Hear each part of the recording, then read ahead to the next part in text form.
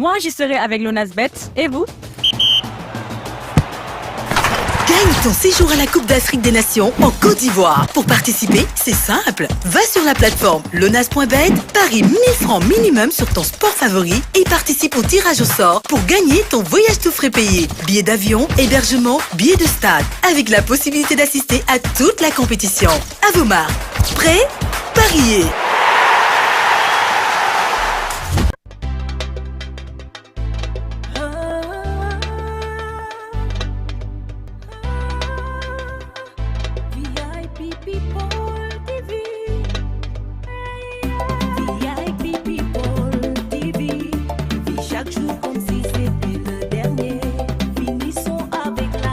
Ravi de nous retrouver sur le plateau magique de Pause Café, amis fidèles internautes, vous qui nous suivez partout à travers le monde sur la chaîne des grands événements VIP People TV, del soir nañu tey en direct pour indi leen beneen numéro Pause Café. Comme j'ai l'habitude de le dire, on doit débattre de tout ce qui est perspective politique et sociétale du pays, vu que notre pays est pollué par l'atmosphère politique en vue des élections présidentielles du 25 février 2024, raison pour laquelle on doit débattre de tout ce qui concerne le Conseil constitutionnel, les recours, tout ce qui concerne les candidatures par rapport à ces 21 candidats provisoires déclarés, en attendant que le Conseil constitutionnel nous publie la liste définitive de ceux qui doivent participer aux prochaines séances du scrutin du 25 février.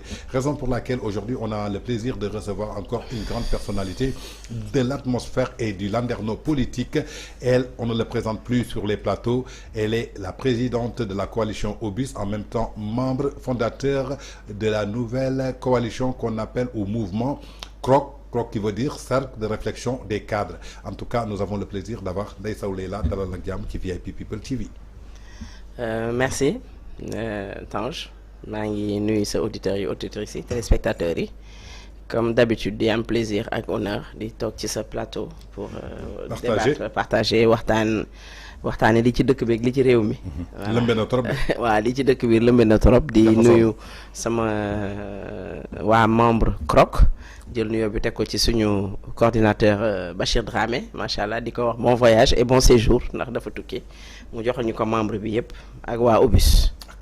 En tout cas suñu invité noonu la nuyoo muy Ndeye Sow Leila nee naa leen elle est la présidente de la coalition Obus, en même temps membre fondateur muy li nga xamante ni mooy cercle des cadres de réflexion comme nu mu ko nuyoo muy kooku di Bachir Dramé ñu xam ko mu doon un expert jëm ci wàllu lépp luy ressources énergétiques rax si dolli pétrole kon yaakaar naa ni ñi ngi koy dal ak jàmm xam naa ni dinañ dugg ci CROC bi, mais pour le moment dama bëgg ñu dugg ci le vif du sujet. Actuellement on est à quelques 44 jours des élections présidentielles ñu toll ci dernier virage bi muy conseil constitutionnel fi nga xamante ni ñoom ñoo war a arbitrer lépp lu jëm ci code électoral bi ñu gis jamono ji il y avait 93 candidats à la candidature. Parmi ces 93 il y a que 21 qui ont été retenus, tout le reste dañ leen éliminé ci biir loolu il y a 44 yoo xamante ni dañu bind benn lettre à son excellence le président de la République ginnaaw bu mu leen wooy woon dialogue pour que ñu waxtaan balaa ñuy egsi fii ñoom ñu ne ñett du ñu wuyu ji Macky Sall. amaana Khalifa Sall mi demoon sax ñu tam ko dëmm. tey ñooñu ñoo dellu si ba ñu kale seen ay parrainage mënuñu am parrainage ñu bëgg a ñaan njëkk président de la République pour que mu dugal loxoom ci justice si ñoom lu ñu doon xeex. séparation des pouvoirs pour que ñu mën a tëggaat xoolaat seen ay parrainage pour que ñu mën a bokk ci élection. En tant que responsable politique tey naka nga jàngatee ak ban gis-gis nga am tey ci 44 candidats yi signé. Bon fi may njëkkee pour wax ko Sénégalais yi mooy Macky Sall mënu leen a may njëkk boobu.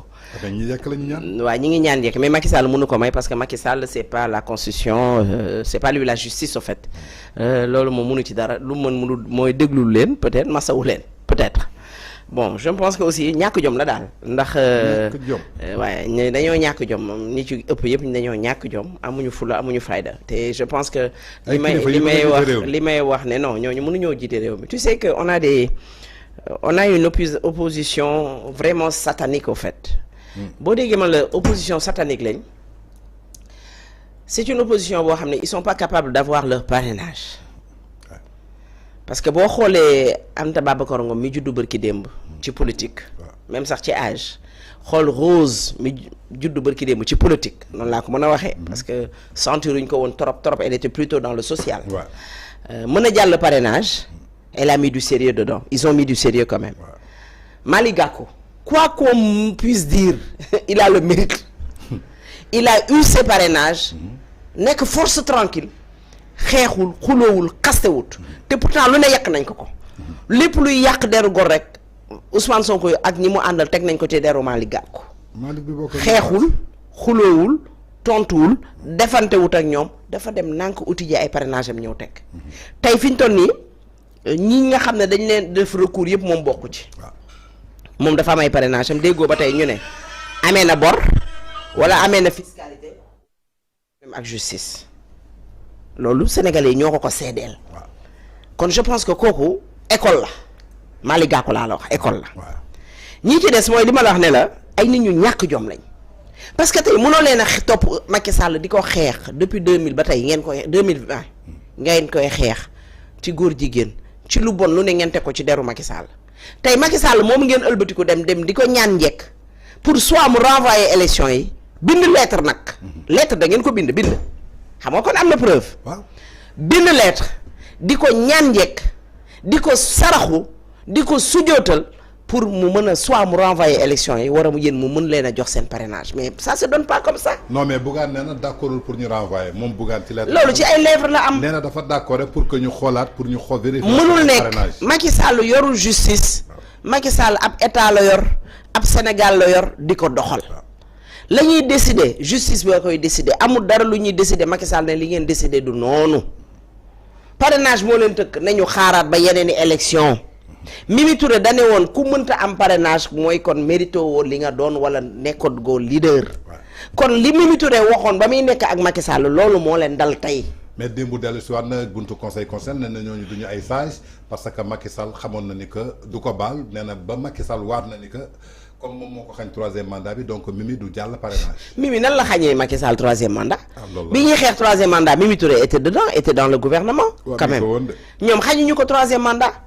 Macky Sall bu demoon 3e mandat day jàll premier tour te c'est pas un 3e mandat c'était un 2e quinquennat mais il a préféré arrêter pour moom lu dul jàmm ko gën moom dafa bëggal Sénégal jàmm xam nga tey quand on a une opposition boo xam ne li tax ma ne opposition bi tey gisuma ci kenn koo xam ne tey war nañ laa mën a jël réew mi teg ko sa loxo Tange lu tax quand on a des candidats yoo xam ne ñoom bi ñuy déposer xam nañ ne ils ont une double nationalité man ce que je peux pas comprendre tu déposes et tu sais que tu as une double nationalité pour lan ngay déposer non je parle même pas de Karim Wade am na ñeneen ak ñeneen Karim Wade yi xëy na da doon wuree xool bu amee mu jàll bu jàllee mu lijjanti ko bu jàllut mu xam ne jàllut. waaw mais Karim je crois que 2019 déposé woon na. mais 2019 déposé na avec lan lañ ko recalé woon maanaam turam nekkul ci fichier électoral. waaw donc est-ce que conseil constitutionnel suñu xamoon ne Karim am na des double nationalité dinañu. non duñ ko dugal. je pense pas. léegi tey ñan nga yaakaar ñeneen am nañ double nationalité. non ñi ngi tudd le gars de pur là ñi ngi tudd ne dafa am deuxième nationalité waaw ñi ngi wax ne dafa am deuxième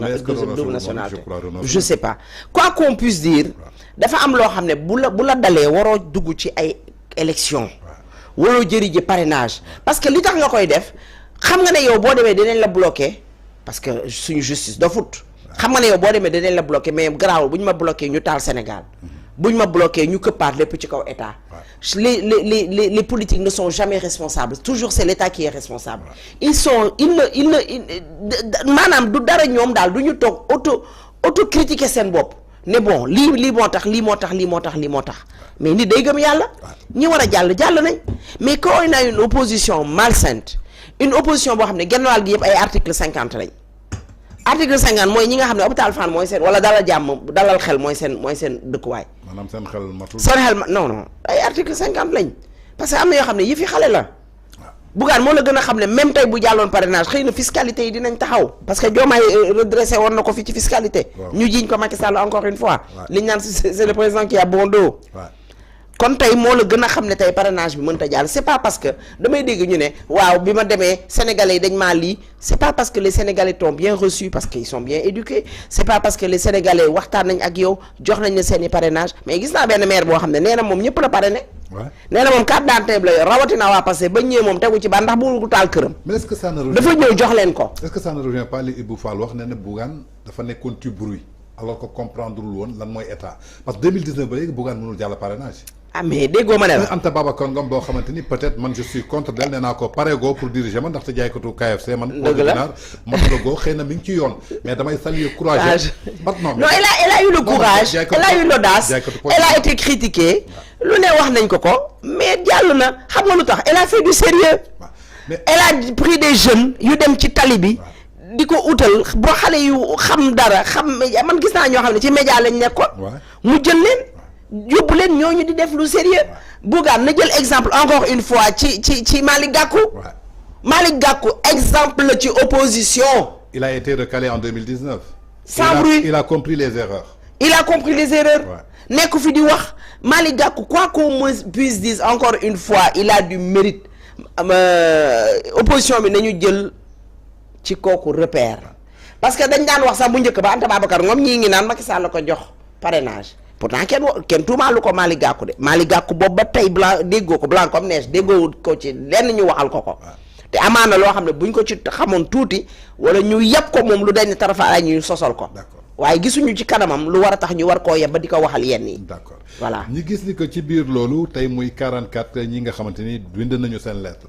maanaam tey yow lan nga mën a jàppee tey ñoom ñu bëgg a jël Macky Sall dugal ko ci li nga xamante ni mooy judiciaire mu xam te ne séparation pouvoir de femme ba pare ñoom ñu bëgg a Macky Sall dugal loxoom est-ce que tey ñoom opposition bi bëgguñu piéger Macky Sall de ce fait que Macky Sall su nangoo dialogue boobu ëllëg ak ci biir ñu ne du lii lañ leen doon wax ku mu bëgg mu bokk mooy bokk xam nga Macky Sall déjà il va pas tomber il va si c'est même un piège Macky Sall ne va pas tomber dans ce piège là parce que moom su nekkee du xalaat il a des conseillers yoo xam ne parce que Mame Mbaye Niang aujourd'hui il a fait une déclaration en disant que mi ngi approuvé démarche bi nga xamante ni ñi def nañ ko su jaree dialogue ñi dialogué xam nga Kanta Moundiaye Cissé aussi nee na dialogue jamono ji avant élection yi mënta am xanaa peut-être après élection yi président bi ñëw indi dialogue boo xamante dañoo woote dialogue télé wax rajo wax ñëpp wax ñu ne demuñu Khalifa Sall dem ñu koy xarab Khalifa Sall mi dem dialogue ji kenn taasalu ko parce que wax na la mu bëgg dialogue ba maa nga fa woon la mu wax dugal nañ ko ca waxtaan ya ba ñu waxee ñu teg ci table bi ñëpp approuvé j'étais dans la salle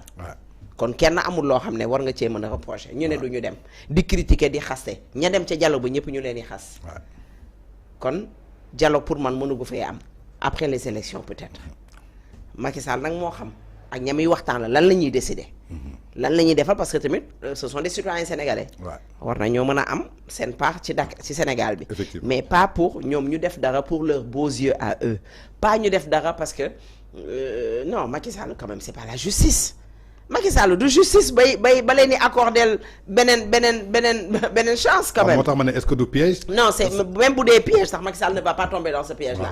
gis nga ñoom dañoo war a xam ne bi Macky Sall di politique ñoom ña nga tëdd di nelaw.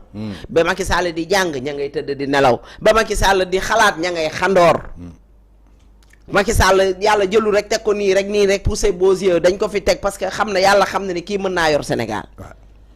ñoom ñun on n'est pas demandeur Benno Bokk Yaakaar n'est pas demandeur l'APR n'est pas demandeur le président Macky Sall n'est pas demandeur pour ces renvois d'élection parce que ñun xam nañ ne Macky Amadou Ba inchallah bu demee day gagner premier tour parce que candidat bu sérieux moo fi amut y a pas de candidat sérieux mais Mimi Touré moo ko wax nee na quand tu peux pas avoir des parrainages tu n'es pas un candidat sérieux waaw loolu Mimi Touré moo ko waxoon Sénégalais yi kon Mimi tu n'es pas une candidate sérieuse ñi ànd ak yow ce sont pas des candidats sérieux xam nga lu tax ce sont pas des candidats sérieux xam nga ndeysaan Thierno Alassane Sall bon il a bien fait dénoncer kii nu mu tudd Karim xalaat pas du dénonciation sax moom dafa xalaat ne Karim Wade warta mën a bokk parce que dafa am double nationalité mais am na foo xam ne y a un peu de la fumisterie quand tu dénonces Karim Wade mais pourquoi pas Diomaye Faye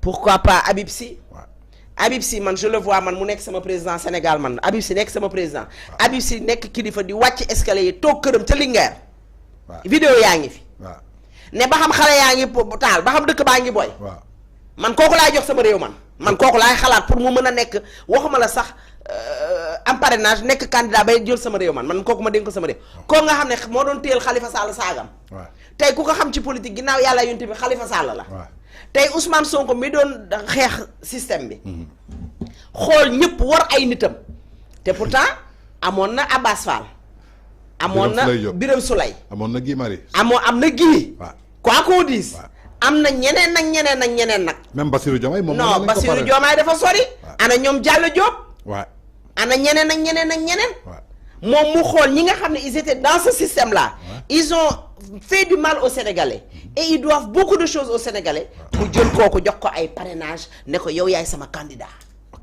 maintenant je me dis Bataille d'accord, Thierno Alassane Sall. Pourquoi tu n'as pas dénoncé Diomaye? Diomaye, il fait partie d'un parti dissous. Ouais. Le Cheikh Tidiane Dièye mi ne day tontu Amadou Ba. Ouais. Mais boo tontu Amadou Ba da nga koo yàq.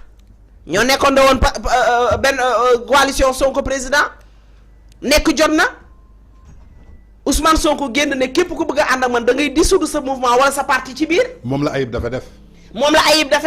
Aha.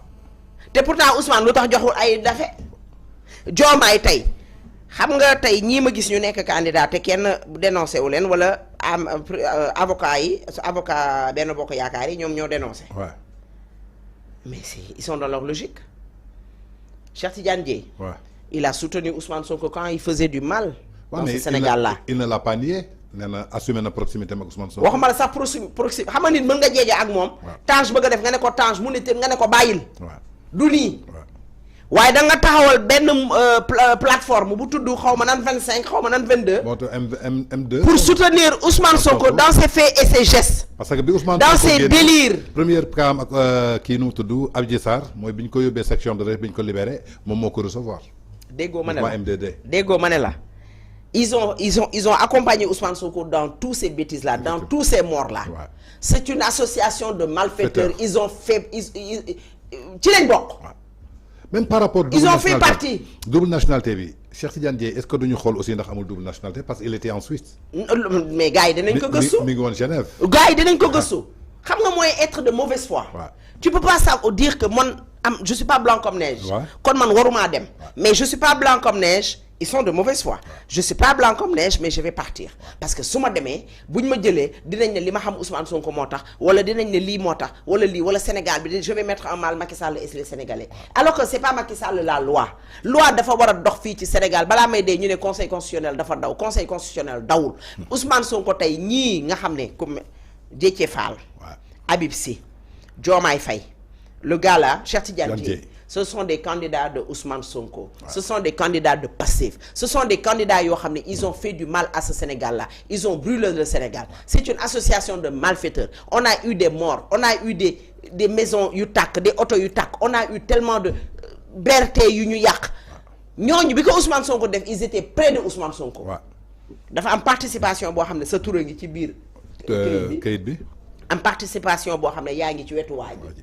neewuñu Ousmane Sonko déedéet neewuñu ko bul def neewuñu ko bàyyil neewuñu ko dara sens contraire dañuy téye Ousmane Sonko ñu koy seeti ji ñuy marché di am ñu koy tere ñuy génn ñoom di kaas kon ils ont toujours soutenu ce que Ousmane Sonko a fait de mal dans ce pays là parce que jëloon na ñoom ñëpp seen avion fekk ji Ousmane Sonko bi jeunes yi barricadé foofu maanaam di fa semer trouble à l'ordre public ñoom ñëpp voilà ñoom ñëpp te solidarité bi ñuy wax entre ñoom amul parce que tey su nekkee Ousmane Sonko dañ koo jàpp yéen ñëpp ngeen daw uti ji ne yéen ay candidat ngeen ba pare di wane ne ba tey ci biir bi ñuy ut candidat ils ont montré que ils sont des candidats de Ousmane Sonko. Ouais.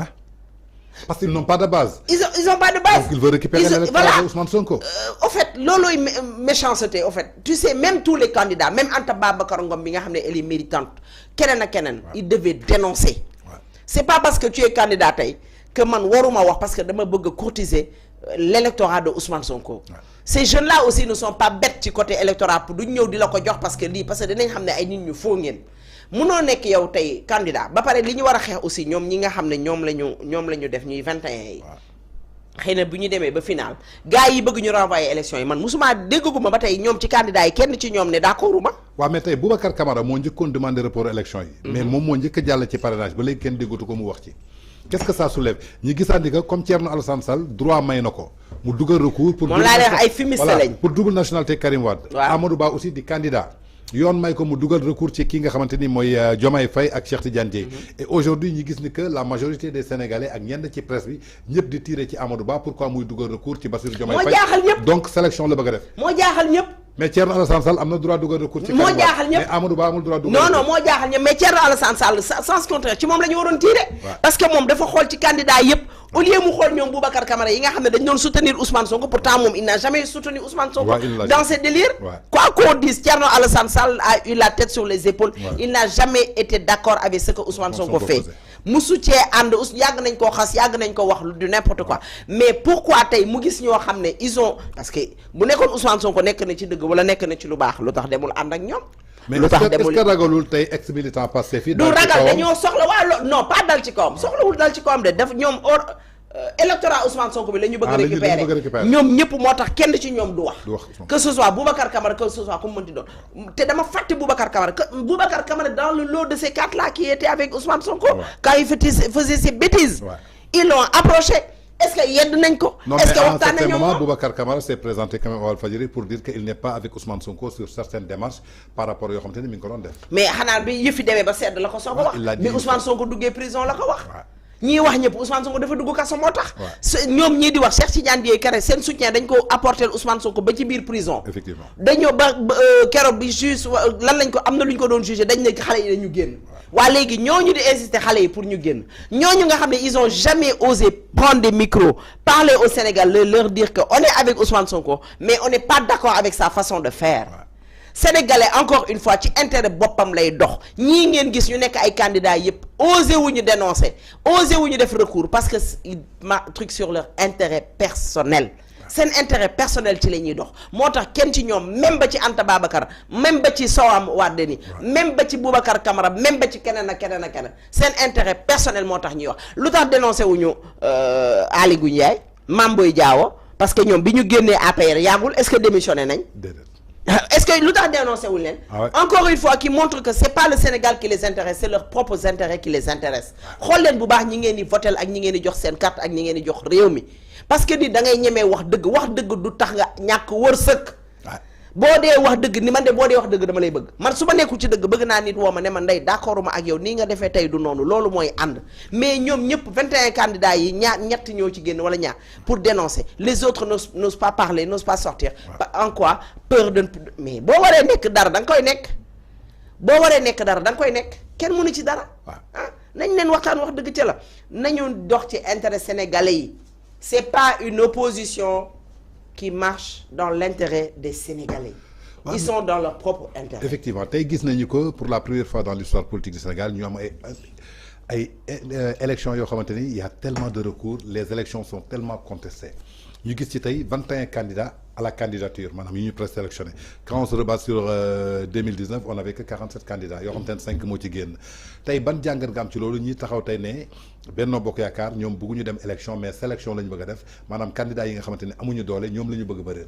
Bon je pense que Boubacar Camara mi jàll il a répondu parce que état bu parewul woon ba àddinay baax état moo daan ñaan renvoi. ba àddinay baax état moo daan def manipulation pour mën ñu renvoyer mais fi ñu toll nii du sax manipulation l'opposition a dit carrément qu'ils sont pas encore prêts et qu'ils ont besoin d'un renvoi. mais dañu bëgg kon je pense qu'il y a pas de manipulation boo xam ne état bi mi ngi koy def. soyez sérieux dañu jàpp ni fichier électoral bi ngeen yor baaxul. parce que Mary Teuw Niane nee na turam newu ci. Mohamed Ben Diop nee na turam newu ci. bon soyons sérieux tu sais man li ma xam ci machine bi mooy bon man on me dit Ndeye Sow Leila mais sama carte d'identité Ndeye Sow moo ci nekk. su nekkee ki mandataire bi sama tour dafa def Ndeye Sow Leila bu ko tapé du ko gis. quand il fait Ndeye Sow normalement et bien écrit. daf koy génnee. amul erreur pour man loolu la. ça les arrange ana Thierno Alassane Sall du ci la bokkoon. waaw ci la bokk de. ba mu jàllee parrainage dafa ne parti ran toog. waxul dara ci fichier waxatul dara. Boubacar Camara. c'était la même chose.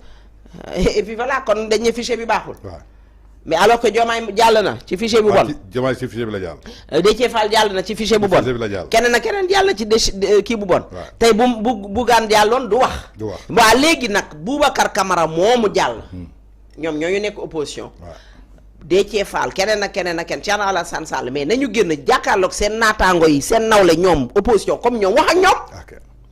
lu tax duñ ko def. d'accord ce sont encore une fois ce sont des gens de mauvaise foi. ce sont des gens yoo xam ne encore une fois sénégalais xool leen ni ngeen di jox seen carte waxuma ko pour Macky Sall waxuma ko pour Amadou Ba man sama analyse personnelle laay def gis ne gars yi lii ñuy def gëmuñu ko lii ñuy def ñoru leen Sénégal intéressé wu leen su leen Sénégal bu leen intéressé woon Karim Wade nekk double nationalité Karim Wade li mu def mën nañ ne par jour la wala je sais pas comment on explique ça en droit parce que tey bu nekkee Karim Wade yow bi ngay déposer ngay mettre la main truc di waat nekkete yow boobu sa candidat sa nationalité dugal nga ko pour demande ñu rejeter ko ñu dindi ko wala je sais pas mais bu nekkee yow bi ñuy dugal bi ngay ñëw di déposer boobu yaa ngi nekk nationalité française yaa ngi koy am yaa ngi yor double nationalité bi kon li nga def c'est faux la man pour man. man je dis que c'est du faux. Voilà, mais est-ce qu'il y a une manipulation? Parce qu'il y a beaucoup de gens que j'entends qui font manipulation. Tu sais que Karim Wade ne peut pas renoncer à sa nationalité française en 24 heures. Nous avons en 24 heures. Mais est-ce que... Non, il y a une technique de communication de manipulation. Parce que pour renoncer à sa nationalité, l'être ngay volonté binduko. Ñi ngi koy bind ñom ñolay defal accusé de réception. Soit dañ lay tontu soit duñ la tontu soo toogee 6 mois jotoo réponse xamal ni perte nga sa nationalité léegi nag ci timing bi ñu koy publier ci seen journal officiel ci seen calendrier rek la dépendre parce que y a des décrets yoo xamante ni c'est Ablaye Wade qui les avait votés mais Macky Sall moo ko eggale. mais pourquoi ba dañoo toog ba dernière minute. voilà ñu soog a génn. voilà xam nga moom laa la bëgg expliquer. est-ce que tey ce sont des questions à se poser. non mais tey Thierno Alassane Sall n'a pas brandi des preuves que Karim dafa am double nationalité. Karim a brandi des preuves yoo xamante ni renoncé à sa nationalité. Pourquoi mënuñu nangu bu Karim c'était quand hein? La date. Le même jour, le 16. Le 16 non, le 16 de ce mois-là. Non, le 16 bi ka Thierno Alassane Sall demee di dugali recours am c'est la Karim jox mandataire am copie bi wane ni que renoncé à sa candidature xam nga copie boobu ndax mu am solo. Sénégal yi dañ koy bàyyi. mooy date bi nga xamante ni moom la Karim bind lettre bi ñu accusé ko de réception. ana gis nga ko yow. non jox na ko kii ma ko yor. mais amu gisuma ko man le 16 bi rek lañu gis. non le 16 bi mooy journal officiel français loolu si site bi la. voilà mais la France aussi gis nañu benn polémique am na te xam nañu loolu am na pour apaiser la tension ils peuvent avancer cette date pour publier ko parce que aujourd'hui mën nañu ne Karim Wade est une institution. Bon loolu moom on a besoin d'éclaircissement voilà loolu foog ñu pour savoir voilà quand est-ce qu'il a déposé la demande. Quand est-ce que lañ ko accordé? Est-ce que bi muy déposé. Ça on demande ça on lui demande ça carrément. Parce que tu sais. mais loolu c'est le travail conseil constitutionnel. léegi pourquoi tey ñu bëgg débat ici ils vont en parler. ba xam quand il a déposé. quand il déposait sa candidature wala même bi muy jëli parrainage am il était nationalité double nationalité. Est-ce que boobu fekkoon na renoncé na. yooyu yëpp je pense que après dinañ ci xam lu ñu gën a leer. mais je pense que lu day ne PDS. waruñu leen a woon a dégg ci lu mel nii. waaw mais stratégie de communication politique la. ba tey mais bon je dis que xam nga dama wax la lii dama ci am exemple. j'ai vu une personne boo xamante ni on était ensemble en Suède. mu renoncé si nationalité suédoise am. nekkatul suédoise amatu fa benn privilège. 4 ans après lañ koy soog a publier ci surtout immigration bi. effectivement voilà 4 ans après. or que amu ko woon. ça c'est être de bonne foi. voilà léegi li am ça c'est être de bonne foi. li am solo mooy Karim n'est pas ton candidat. voilà peut-être tu vas pas voter pour Karim. mais wax nga li nga xam ne moo nekk. mais Karim mën na am bi muy def déclaration d'honneur am il n'était plus français. bind na ko. voilà ñun loolu la ñu soxla ñun citoyen sénégalais. voilà léegi France nag comme toog na dégg ni xam nga France 24 ak fi te ñi ngi laam-laamee ci nationalité Karim Wade comme ñoom am na benn loo xamante ni mën nañ ci ajuster ñu daal di koy publier ci seen journal officiel. ñun c'est ça de ça qu'on a besoin. léegi lu tax mënuñu am bonne foi boobu ci Karim Wade. non attends c'est un politique comme lui. moom laa lay wax dama ne la. ci li mu moom Thierno Alassane Sall li mu def mooy peut-être de bonne foi. loolu la ko defee que demander Karim Wade nationalité. Maïmouna Bousso qui l'a inspiré. non je sais moom laa lay wax vendredi moo ko yónni. waaw vendredi moo toog Ndoumbelane ne ñun mënuñu ko def mais dama bëgg ci candidat yooyu am kenn koo xamante ni na dugal recours pour Karim Wade pour double nationalité. kon de ñàkk na fay demal seetaani Ndoumbelane bu vendredi. dëgg la man ñooñu du ma leen xool. mais je me dis daal xam nga encore une fois. tu as été de bonne foi. parce que am nañoo sa naataango yoo xam bu doon ñoom la fii ba suba duñ ko wax. sens contraire dañuy gën a pimenter mais recours bi Thierno Alassane Sall def ci Karim Wade. waroon na ko mën a def ci Diomaye.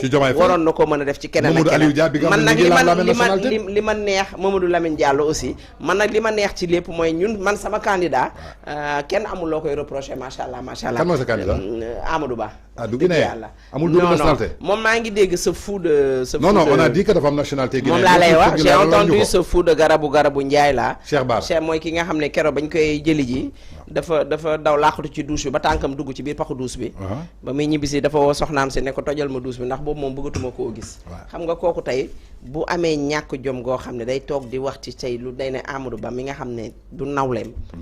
man sax nawlawuma ko je me dis que dof la ak nit ku ñàkk jom la daal bu toogee di wax ne Diomaye Faye du kii Amadou Ba te pourtant mënoon na koo def Diomaye Faye lan la mën a xam ñoo bokkoon fa ñuy liggéey. xam nañ ni mu juddoo xam nañ nationalité am xam nañ lii. waaw mais nationalité guinéen ma ne la parce que amul ku ñuy xamal dara te duñ la weer. waaw mais guinéen boobu est-ce que du ngeen ko leeral. ma ne la dadul guinéen il faut que soyons sérieux Amadou Ba du guinéen ñaari tali gii la juddoo. màggee parcelle. du guinéen fii la juddoo fii la màggee. maa ngi dégg waa kër Karim Wade yi di ko xas. mais Karim Wade bu xasee Amadou Ba ñoom dañoo ñàkk fayda. wala ñu ñàkk jom ndax Amadou Ba dafa liggéey baayam fukki at. bu meloon neen nii baayam du ko téye fukki at. dafa liggéeyam baayam ba baayam gërëm ko. waaw mais Karim yàlla dafa liggéeyal Laay Wade ba Laay Wade gërëm ko. mais Karim yaayam moo yàlla moo dogal yaayam doon française. mais bien sûr loolu yëpp on le reproche pas. ku ci nekk yàlla xam fa ngay juddoo. mais kii mi ñu bëgg a jiiñ ne ab guinéen la. baayam du guinéen ndeyam du guinéen. Fuuta gi lañ dëkk. kon baax na. ku nekk nag mën nga am say arrière maam mais man loolu man dama koo déggul man li ma dégg mooy. ñaari tali la juddoo. màggee ñaari tali màggee Parcelles Assainies Amadou Ba daal du pël Fuuta dara nekku ci nag. ku bu la neexee nga judd nekk ab pël Fuuta ñëw Sénégal jël fi kayitu sénégalais.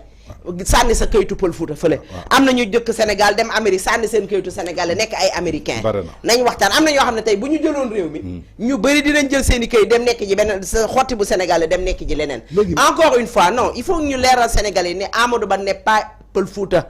pël Fuuta dara nekku ci ab xeet la comme lépp mais du ab pël Fuuta ab mbiimi la nag ab làkkakat la comme ñëpp mais du ab pël Fuuta tey du pël Fuuta juddoowul Guinée màggewul Guinée ñaari tali gii la juddoo fii ci rëb gi moo tax bu may dégg sax ñu naan Amadou Ba dafa tooy ak dof la munoo juddoo ñaari tali màggee Parcelles Assainies di nepp ab ngaaka mais tey ñi nga xamante ne tey ñi ngi xalab Karim Wade par rapport à cette nationalité française muy lii ñuy wax ni France Afrique parce que France dafa am intérêt ci Sénégal moo tax ñu bëgg a sauver Karim Wade Thierno Alassane Sall ma ko mais on a vu la quasi totalité tey suñu réew ñu am doole ñëpp ku si sa jabar ëmb 6 mois nga yoon yóbbu France mais il faut demander à Thierno Alassane Sall est-ce que mosul yóbbu doo est-ce que amul ay doom yi am nationalité tu sais comment on peut naka la mën a xeexee tey dara te yow yaa ngi ko bëgg a fay doom on a un problème sérieux à régler xam nga problème sérieux bi ñu war a régler c'est pas sax temps sa jabar di wasin nga yóbbu ko mais tey on a des ministres qui ont des doubles nationalités et dégg naa ci li ma dégg parce que dafay leer ngay wax lu la wóor mais ci li ma dégg poste sax bu ñu leen koy jox ils demandent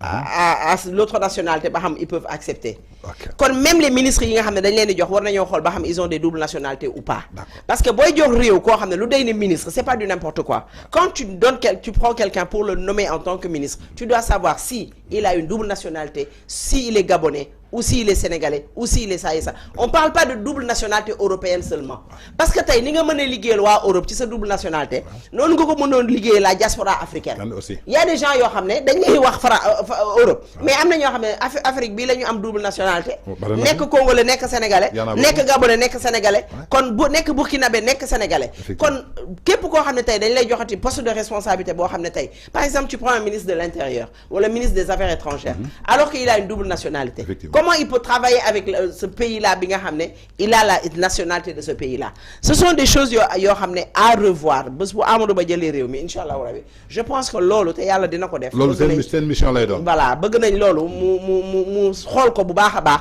képp ku ñuy jëlati tey soit tu renonces à ta nationalité tu es sénégalais 100% parce que nekk sénégalais 100% encore une fois tu es ministre de l'intérieur wala nga dem ci beneen dëkk étranger di liggéey ak ñoom alors que yow tu es burkinabé de beneen nationalité comment tu vas faire ça ak ñoom soyons sérieux tey par exemple Karim Wade li ko dal nii tey xaalis yëpp yi ñu ko jiiñ bi ñu ko seetee Europe duñ ko gis parce que xam nga lu tax bi mu koy déposé daf ko déposé en tant que Karim Wade français déposé wu ko en tant que Karim Wade sénégalais kon on a tous ces problèmes là tu prends un ministre mu këpp kees donc dem dugal ko am ngeen sérieux problème su dee yéen a gagné élection yi en 2024 y a beaucoup de choses mais y a beaucoup de xam nga dama ne li sama benn électoral bi problème conseil constitutionnel il y a des choses à régler dama ne la gis nga rien n'est parfait dans la vie du yow du nit du dara xam nga tey Macky Sall dafa defar ay tali mais gis nga kii jël réew mi xam bu ñëwee lu muy def nit ñi jaar ci kaw tali bi ñooñu lay defar nit ñi jaar ci kaw tali bi Macky Sall defar na ay tali unitaire nit ñi nga xam ne nag ñoo ci war a yëg waaw nit ñi ci war a yëg nag lay jàngal ak point yi ñooñu la ñuy defar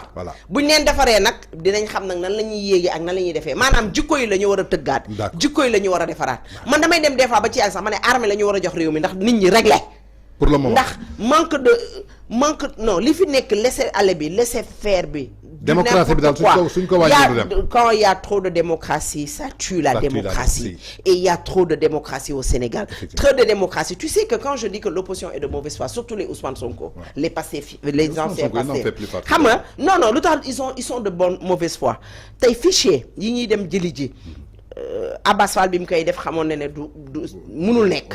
du sax yeggale. effectivement Biram Guy c'est de la méchanceté et teg coono sa réew la teg coono sa réew mooy këyit yooyu xaalis la. xaalis la même su juróomi dërëm si xaalis. même bu dee juróomi dërëm xaalis la. déjà mbalit la. nga récupérer ay fichiers tasaare ko ci dëkk. c'est être vraiment de mauvaise foi et ne pas aimer ton Sénégal. tey tu peux être un opposant on te respecte Laay Wàdd ñaata année la opposé wu ñu koy tëj di ko tijji. 26 ans 26 ans d'opposant te tey nit ñi tey la ko nit ñi gën a bëgg. effectivement ñi mu doon opposé noonu ñooñu respecté ko nawloo ko.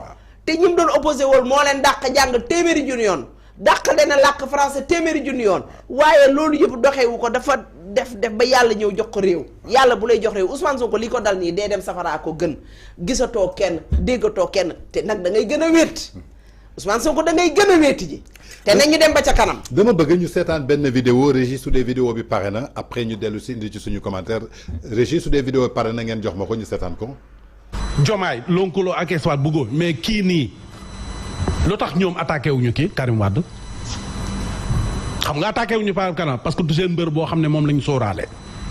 moo tax ma ne la mais may ma géey may ma ñëw ma waaw déedéet may ma déedéet. yow it xeeb la Karim de. waaw déedéet déglu ma non déglu ma waa géey déglu ma. parce que li nga wax nii ci honorable le ministre madame ministre dafa ma métti xam nga lu tax.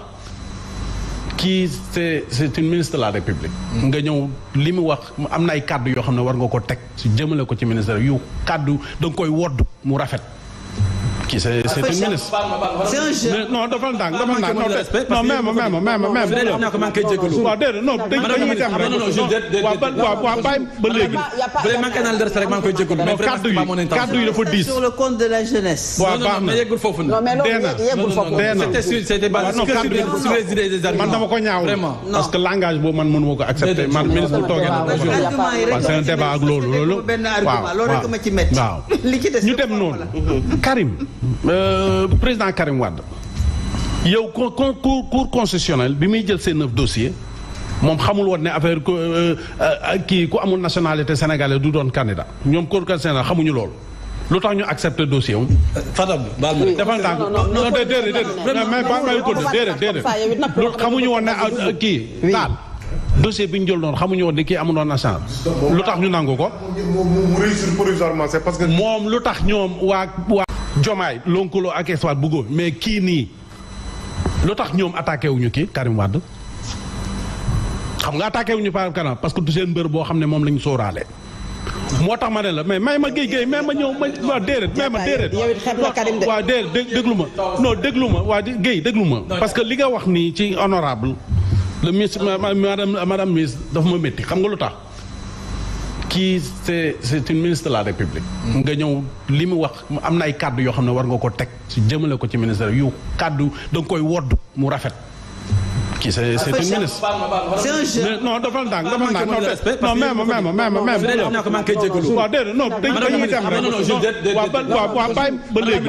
vraiment canal de rek maa ngi koy jégalu. mais kaddu yi dafa diis. sur le compte de la jeunesse. waaw baax na yeggul foofu na. non mais loolu yeggul foofu. c'était basé sur les idées des arguments. man dama ko ñaaw parce que langage boobu man mënu ma ko accepter man ministre bu toogee na waaw c'est un débat ak loolu waaw ñu dem noonu Karim président Karim Wade yow cour constitutionnel bi muy jël seen 9 dossiers moom xamul woon ne affaire kii ku amul nationalité sénégalaise du doon candidat ñoom cour constitutionnel xamuñu loolu lu tax ñu accepté dossier am. Fadam baal ma defal ndànk non déedéet may ko déedéet xamuñu woon ne kii taal dossier bi ñu jël noonu xamuñu woon ne kii amul woon nationalité lu tax ñu nangu ko. mu réussir provisoirement c'est parce que. moom lu tax ñoom waa APR seen bopp attaqué wu ñu dossier boobu.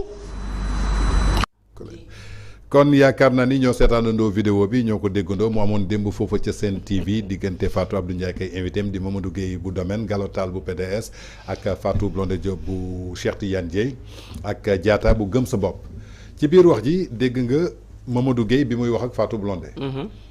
Diatta bi mu jëlee moom moo bokk ci mouvement Gëm Sa Bopp bu Bougane Gueye Dany nee na Mamadou Gueye ni mu waxee ak Fatou Blondin amul teggin amul respect moom loolu la wax tey naka nga jàngatee manipulation bii nga xamante ni kay nee na Mamadou Gueye ni mu waxee ak Fatou Blondin bi nekkoon ex ministre daf ko war a jox cër war ko jox teggin moom leader am Bougane Gueye Dany chaque jour mu saaga Macky Sall di président de la République des yaa ngi jël sama lañ ci sax non des 17 millions de Sénégalais Ousmane Sonko ñaata yoon la taxaw défier toutes les institutions. musul toog ci plateau bi même le leader de Fatou Blondin voilà musul toog ci plateau bi. ba taxaw ne Ousmane Sonko dafa war a respecter suñuy institutions. tey lan nga jàngat ci communication ñii nga xamante ne tey ñoo nekk ci plateau bi ñii nga xamante ni ñoo nekk ci ay mouvement ba nga xamante ne tey jàlluñu parrainage est-ce que ñii tey waroon nañu mën a jàll parrainage.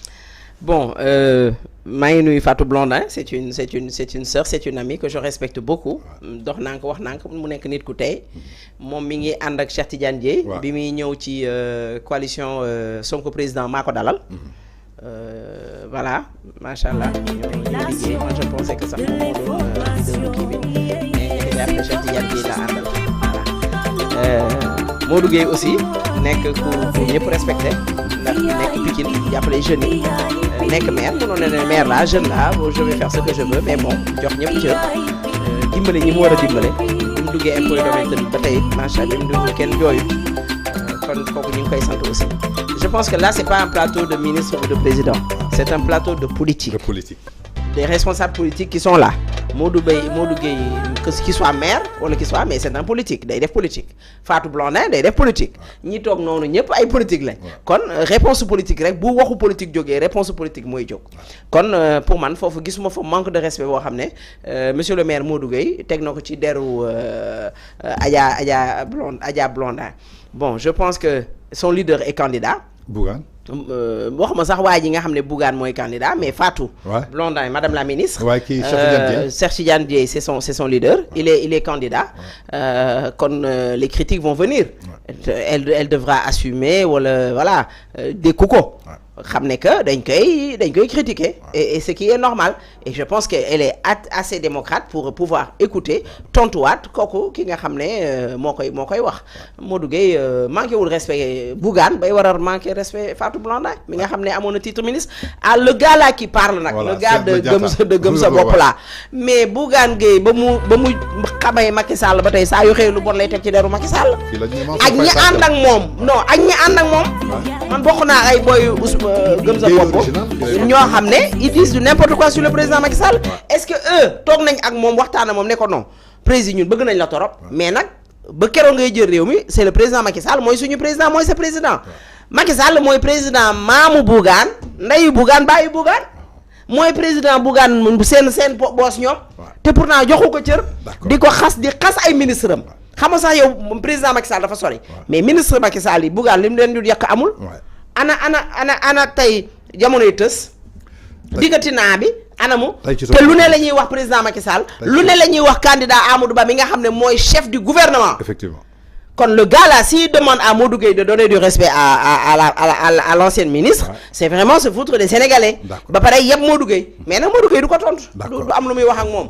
tey nga bokk ci benn kuréel bu bees ñu tuddee ko cercle des cadres de réflexion tey est-ce que yéen lan mooy seen liggéey tey par rapport ak yu mel nii parce que yu mel nii tey mooy jaxase askan bi mooy indi manipulation parce que tey ki toog di seetaan comprendrewul déggal ñaata bi mu waxee te déggul fii Mamadou Gueye waxee mën na jàpp ne que ñi bokk benn bokk yaakaar dañu arrogant surtout Modou Gueye dafa yaru sax am na yoo xam ne du ko ci tontu comme yéen ay cadre ngeen te réflexion moo leen indi tey war ngeen mën a sensibiliser la population am communication boo xamante ne mën ngeen ko accentuer tey lan mooy seen mission tey par rapport au Sénégal pour le développement yow bu def naa boo seetloo émission yi ñuy def yu bëri wala yeneen émission yi may def man je suis toujours là pour sensibiliser les Sénégalais pour yéen leen ci façon manipulation bi nga xam ne nit ñi ñu ngi koy def te je pense que tous les Sénégalais ne sont pas fous quand même am na lu bëri dañ koy xam cercle de réflexion nag dafa nekk kuréel boo xam ne dañ koo taxawal pour Sénégalais yi pour soutenir Amadou Ba segam ñun ñi ñu àndal la ñuy wax dëgg asama keneen parce que tey on a vu Amadou Ba est trop encerclé et on voit des visages yoo xam ne les Sénégalais les ont vomis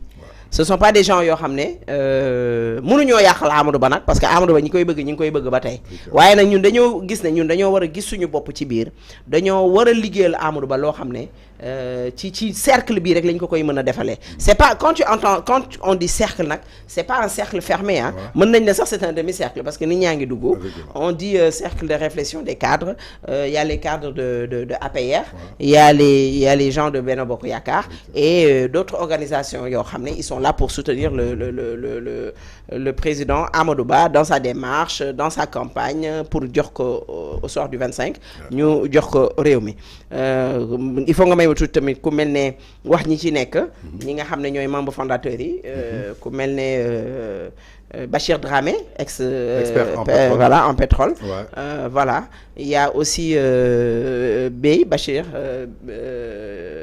le directeur de Senao Bachir voilà Bachir il y a aussi Aziz bi nga Abdou Aziz Seck bi nga invité porte-parole bi nga invité fii démb il y a monsieur Faye aussi il y a Pape Demba il y a Djamil aussi il y a voilà il y a madame Mbacké il y a beaucoup de femmes qui sont dedans yoo xam ne elles sont là pour soutenir la candidature du président Amadou Ba ci yu mel nii la ñuy liggéey di rencontrer leaders yi di waxtaan ak ñoom et puis voilà on se respecte ñuy comme li ñuy wax ànd nawle ànd yoo xam ne day tegu ci kaw yi charte bëgg nag incha allahu rabbi dans la semaine dinañ leen wax kañ la ñuy génn def suñu déclaration wane suñu bopp on n'est pas là pour dingat qui que ce soit nag effectivement on n'est pas là pour charrier qui que ce soit on n'est pas là pour giirante ay mbagg parce que bu doon loolu la cercle de réflexion maanaam xalaat voilà bu doon voilà indi ay affaire dina yu bees et tout on n'est pas là pour xeex ministre bi wala pour xeex kii et tout mais on est là pour accompagner Amadou Ba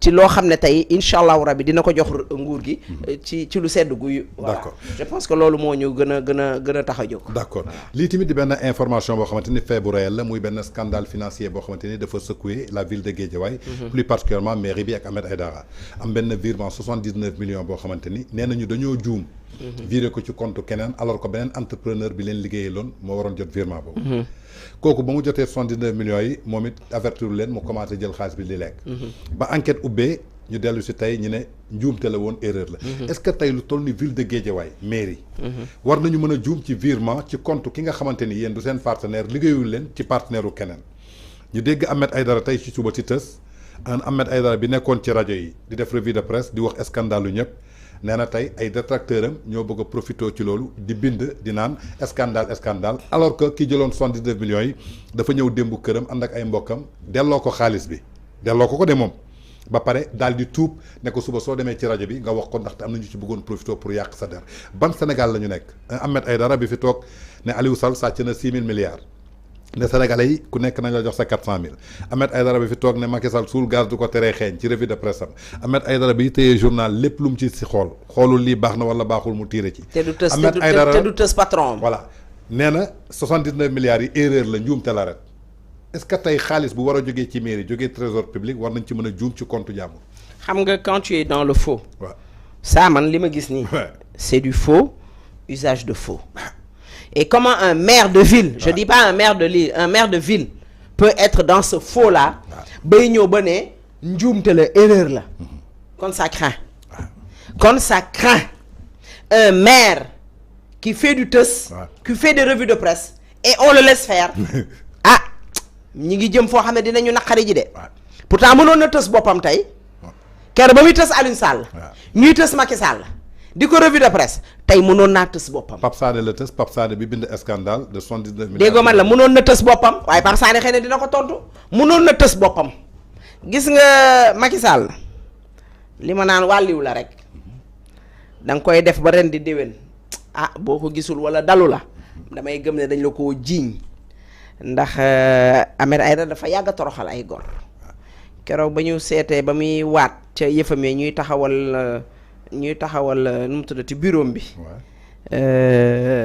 adjoint yeeg ñooñu waa PDS ne duñ ko jege duñ ko laal ñu naan mu naan xal ki waa ji daf leen a jënd kenn jëndu leen moom moo def noonante seen diggante ak ñoom parce que moo yoroon teleem rek di wax li may wax Pape Djibril Fall ak moom tey bu doon examen ma ne dañoo tricher xam nga tax bu doon examen dañoo tricher dañoo yor télé yor micro yor média di wax ak sénégalais di leen manipuler ba ñu yegg fii ñu yegg si tey kon bu doon examen la tey ma ne dañoo tricher amuñu matuñu li ñu doon munoo toog ne Aliou Sall fay ñu suñu 400 000 mais defe naa waa Guédiawaye fi ñu toll nii dañ naan Ahmed Aïdara fay ñu suñuy 280 et quelque la ñuy fayee ko tey sénégalais yi aussi mën nañ koo fayee ko parce que ñun trésor la suñu xaalis la mën nañoo koo fayee ko suñuy 79 millions ban façon juumte la et on va le laisser faire comme ça il prend le micro il parle à la télé pour wax ne samay noonu ñoom a kii parce que dañ koo may temps mu toog di wax mais dama ne na enquête bi egg ñu xool lan la parce que moom il n'a pas le droit ne dama juum su nekkee nag jumte bi dafa am fu mu jaar képp koo xam ne sa loxo ngi ci nañ ko teg parce que jumte mooy kooku indi 79 millions jox la ci 10 millions nga jël tabaxal la ci sa kër maanaam def la réfectionnel sa kër ci 10 millions nga jël defal la leneen ak leneen ak leneen fii dofuñu xam ne ñu marché yu bëri di doxee kon ma ne la Ahmed Aïdara bul dof ci kaw nit ñi dofuñu fii waxook ay ngaaka waxook ay seer ñu dañuy dof bëgg a dox suñu kaw maay ni waa Géejawaay xëy na ngay jàppe xam ne Géejawaay képp ku ko faloon rek tey mere nga Ahmed Aïdara parce que tey boo sañoon ki nga fal wala ki nga bëgg wala ki ngay ànd ak moom doo dégg ci moom daray ñàkk fayda wala daray détail waroon nga tës sa bopp nag waroon nga revue sa presse sa bopp xam nga tey li ko waajoo yu di liggéey TFM def bërki démb RFM bërki démb di xas président de la République te pourtant lépp lu ñuy xasa ngi ci biir seen foofu waaw mais président lu mu wax de moom may ma woyu ma lépp lu ñuy xasa ngi seen biir duñu revue de presse Bouba duñu revue de presse Youssou Ndour duñu revue de presse Ndiaga maanaam lépp lu dal ci xeetu nduureen duñ leen revue de presse duñ leen tës duñ leen waxtaanee duñu wax seeni erreur Ahmed Aïdara du revue de presse Bougane Gueye du ko tës du ko wax dara loo xam ne mi ngi xew foofu ci seen biir kër gi te waxuñu ko nañ leen waxtaan wax dëgg ca la ñu jàpp benn président boo xam ne sénégalais yi ñoo ko fi woteel yàlla tànn ko ne yow laa fi teg ñu jàpp ko di ko tës di ko revue de presse ñu foog ne loolu dina leen jig gisaguñu dara sax li lancement la rek retour la bâton bi daal métti na ci moom tey parce que tës la ko commencé bi mu fa ñëwee daal jooy waaye buy métti day fekk dara saf la mais attends c'est-à-dire que mënoo nekk di wax ci ñi ñu wax ci yow tey nga ne sama doom moo ne bu ma tudd turam alors que yow nga tudd ay turu baay jaamur chaque jour je me pose cette question xam naa nag non lu day ne président de la république nga di ko tudd nga ne yow mënoo tudd keneen sama doom moo ne na mu tudd keneen te pourtant nag yow ba ngay wax est-ce que xalaat nga doomu Macky Sall te pourtant yàgg ngaa tës doomu Macky Sall yàgg ngaa tës jabaru xam nga li ma naan Macky Sall à bon dos dañuy caricaturer jabaram dañuy tës jabaram caricaturer ay doomam lu ñaaw lu ne ñu koy teg ba ci physique gu ay doomam sax dañ koy tudd alors que ku ci nekk am nga sa physique ku nekk ni la yàlla bindee ku nekk ni la yàlla cërale waaye borom physique yu bon yooyu ñoom la yàlla jox réew mi ñooñu la yàlla def seen bàyyi nekk président Sénégal ku yebbu noppaliku en tout cas temps bi xoj nañu émission bi neex na mënoon nañ ko gën a yaatal donc xam naa ni fii la ñuy yem jamono ji dañuy dellu foofu ci Côte d'Ivoire seeti ji deuxième match Sénégal digganteem ak Cameroun muy seen deuxième match di ñaanal équipe nationale gagné lan ngay tàggatoo Ndeye Sow Leila présidente coalition Obus en même temps membre fondateur maa ngi nuyu waa coalition Obus bi yëpp di leen sant voilà di nuyu waa encore une fois di remercier Tange ci émission bi di ñaanal suñu lions yi ñu gagné nag bu ñu sañoon ñoom tey moom ñooy doo waa Côte d'Ivoire nga xam ne Côte d'Ivoire def ni Cap Vert de moom tey ko waa assuré ko macha allah yàlla mën na ko te dina ko def incha allahu rabbi di wax ne que yàlla nañ yàlla jox ndam li yàlla na yàlla jël ndam li jox ko Amadou Ba mu doon président Sénégal defaratal ñu suñu Sénégal bi incha allah dolli nag ci li président liggéey yokkute la rek xam nga man li may wax dafa am slogan bu may wax dama ne la ne il va faire mieux que le président Macky Sall.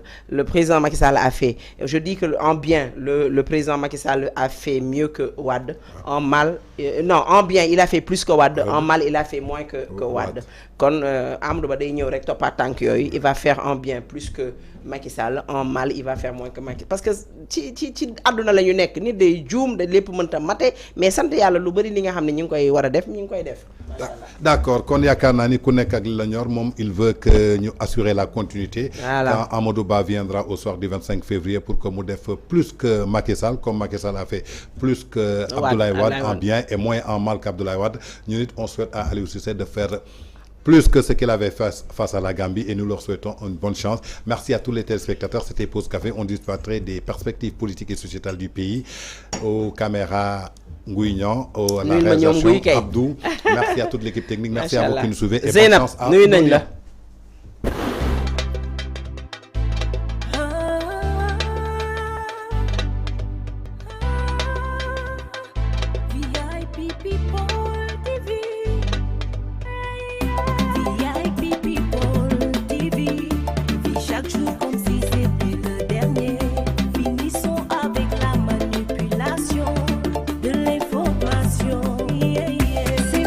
La nuit vous appartient mooy produit bu bees bi nga xam ne si ni moom lañ leen indil pour neexal seeni ay kër neexal seen diggante ki leen yàlla booleel ndax dama ni la nuit vous appartient moom mooy dëggi la solution pour bànneex ci biir kër góor day waaj day jóg day fegu waaye day moytu li nga xam ne moo di stress xalaat yu bari dang-dang guddeeg bëccëg subaak ngoon ba fàttee li nga xam ne moom moo di sa biir kër la nuit vous appartient moom mooy dëgg-dëgg fegu waaye moom mooy neexal biir kër yi kon lii la ñu wax boo ko bëggee da ngay woote ci 77 751 59 50